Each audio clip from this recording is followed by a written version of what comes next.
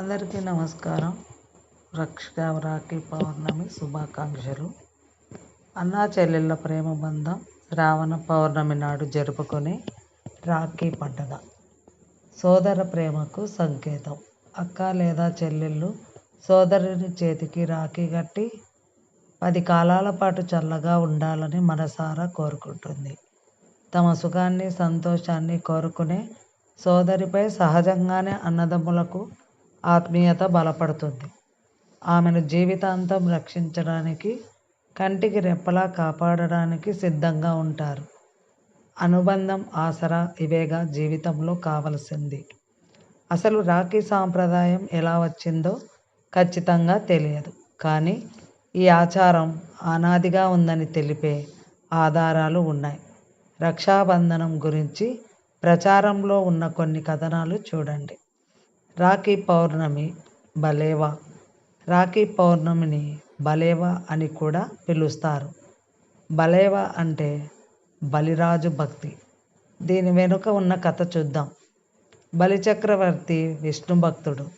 తన అపరిమిత భక్తితో విష్ణుమూర్తిని తన వద్దే ఉంచేసుకున్నాడు. దాంతో వైకుంఠం వెలవెలబోయింది. లక్ష్మీదేవి బాగా ఆలోచించి రాఖీ బంధన్ రోజున బలిచక్రవర్తికి రాఖీ కట్టింది. బలి ప్రేమతో ఏం కావాలమ్మా అని అభిమానంగా అడగడంతో లక్ష్మి వెంటనే విష్ణుమూర్తిని కావాలని కోరింది. బలి మనసు అర్థమై లక్ష్మీదేవితో విష్ణుమూర్తిని వెంట తీసుకెళ్ళమన్నాడు. ద్రౌపది శ్రీకృష్ణుల సోదర ప్రేమ. మహాభారతం ప్రకారం ద్రౌపదికి వస్త్రాపహరణం సమయంలో మహారాజ్యాధిపతి అయిన తండ్రి ద్రుపదుడు రాజు కానీ, ఉద్దండులైన 5 భర్తలు కానీ గుర్తుకు రాలేదు. తనను ఆదుకునేవాడు శ్రీకృష్ణుడే అనుకుంది. ఆర్తిగా నిస్సహాయంగా శ్రీకృష్ణుని ప్రార్థించింది. కృష్ణుడు ఆ క్షణంలో ద్రౌపదికి తరగని వస్త్రాన్ని ప్రసాదించి అవమానం నుండి తప్పించాడు. ఇది రాఖీ బంధనాన్ని సూచిస్తుంది. రాణి కర్ణావతి హుమయూన్ కథనం. ఇంకో కథనాన్ని అనుసరించి 1535లో రాణి కర్ణావతి భర్త చనిపోయాడు. దాంతో గుజరాత్ సుల్తాన్ బహదూర్ షా చిత్తూరుపై కన్నేశాడు.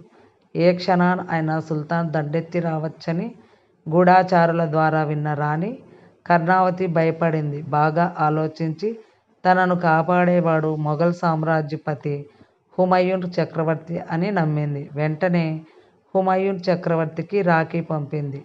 ఆ రాఖీ హుమయూన్ మనసును గెలిచింది. కానీ అప్పటికే గుజరాత్ సుల్తాన్ చిత్తూరుపై దాడి చేశాడు.